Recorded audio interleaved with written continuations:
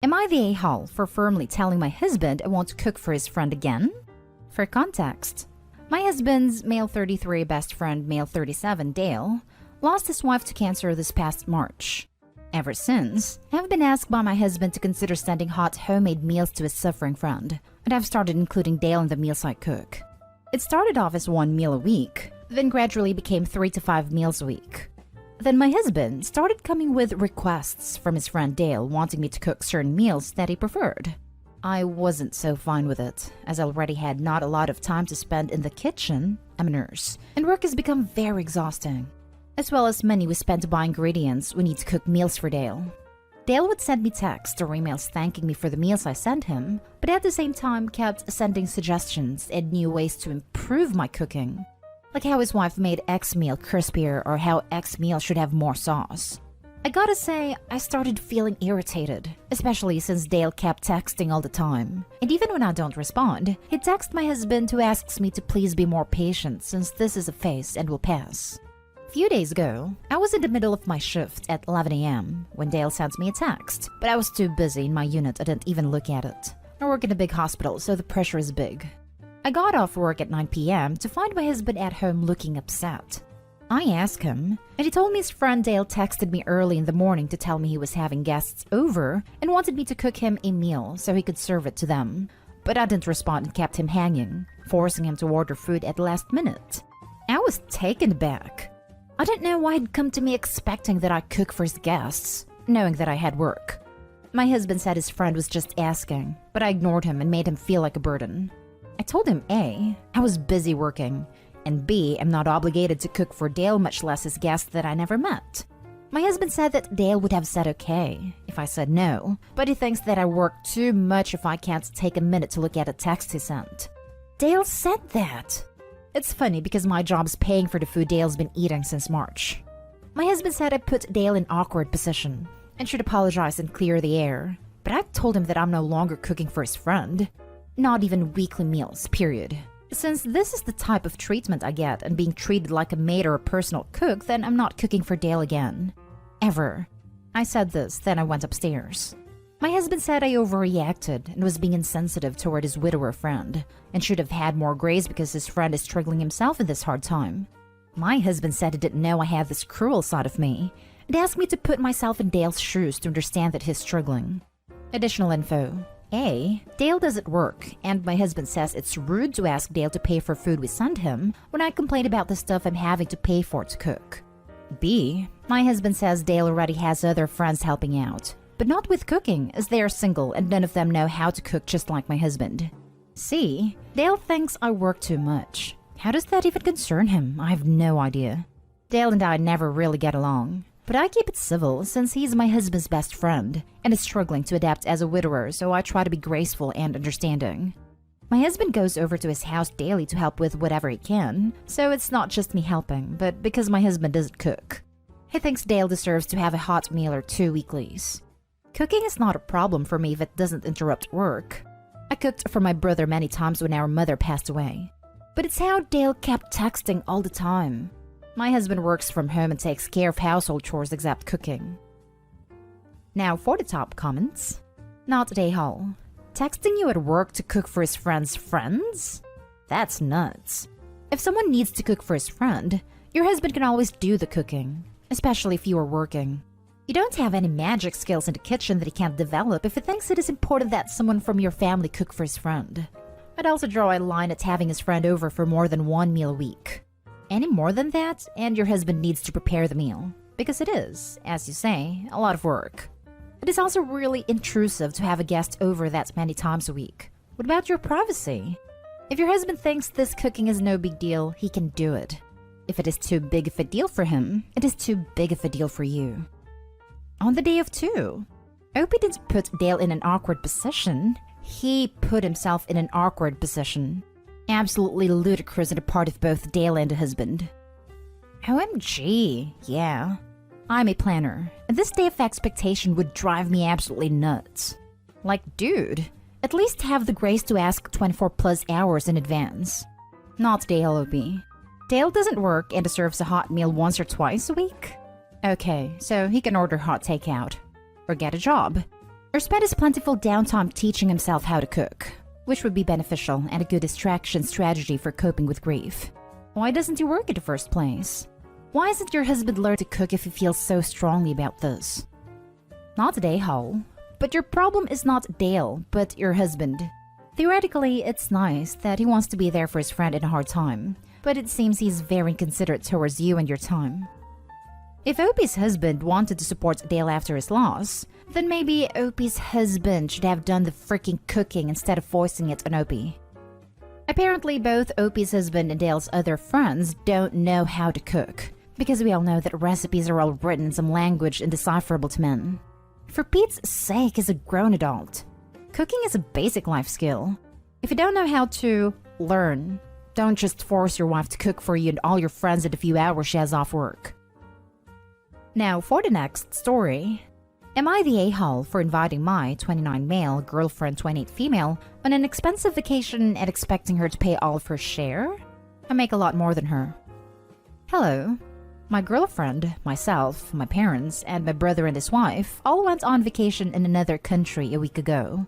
My brother and I were the ones who did most of the planning of the itinerary, although we did ask everyone else for input.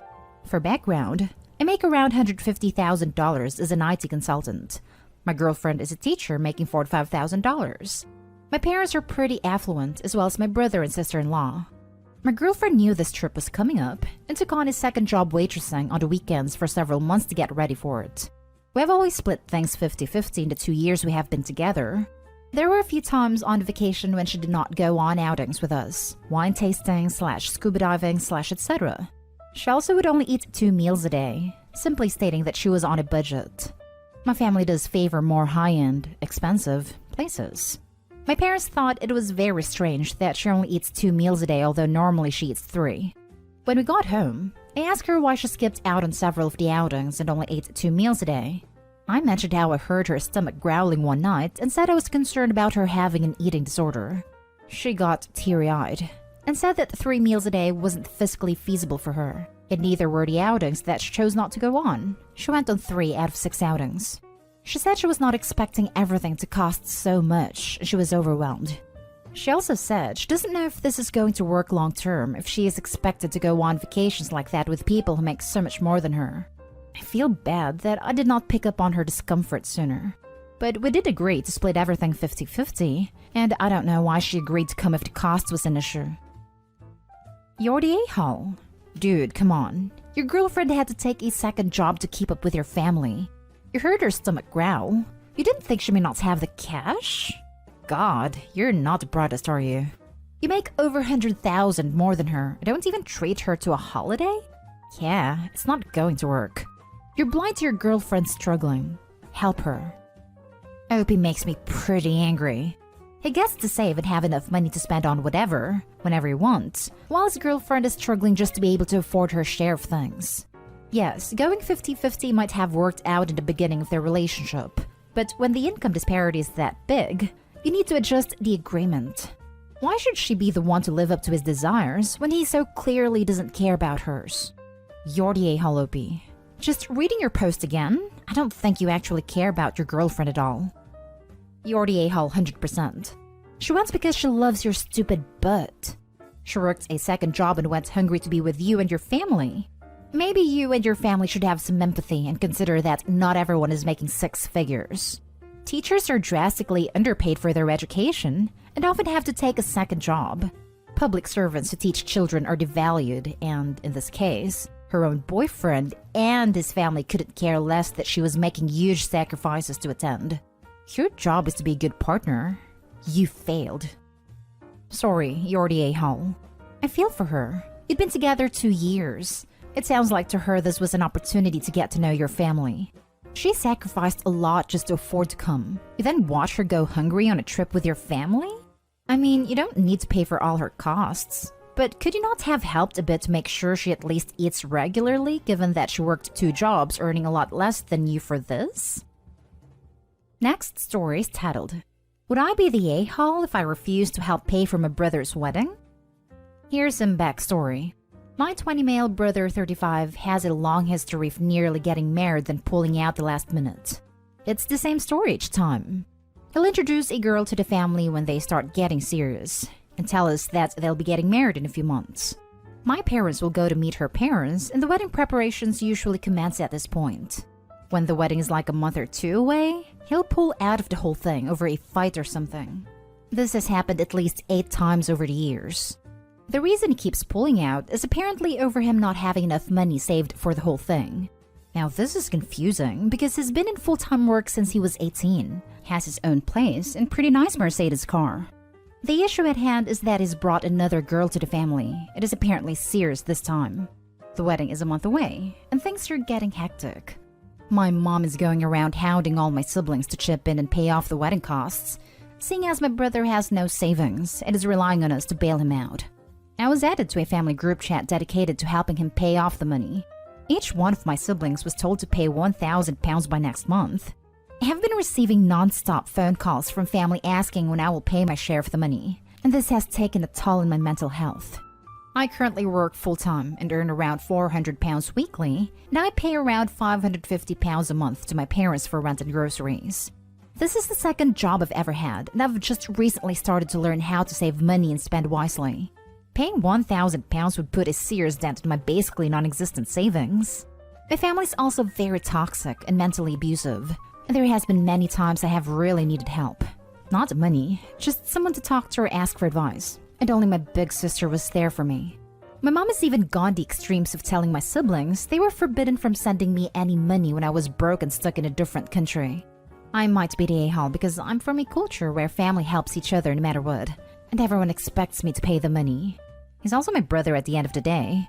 So would I be the a-hole if I refuse to help out my brother? Edit.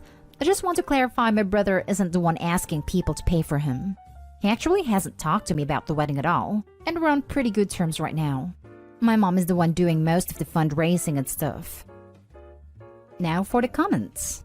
There has been many times I have really needed help. Not money, just someone to talk to or ask for advice. And only my big sister was there for me. My mom has even gone the extremes of telling my siblings they were forbidden from sending me any money when I was broke and stuck in a different country. And this. Am I to be the a-hole because I'm from a culture where family helps each other no matter what? Does not go together. Not the a-hole. It's like the rules don't apply to me, but I'm expected to follow them.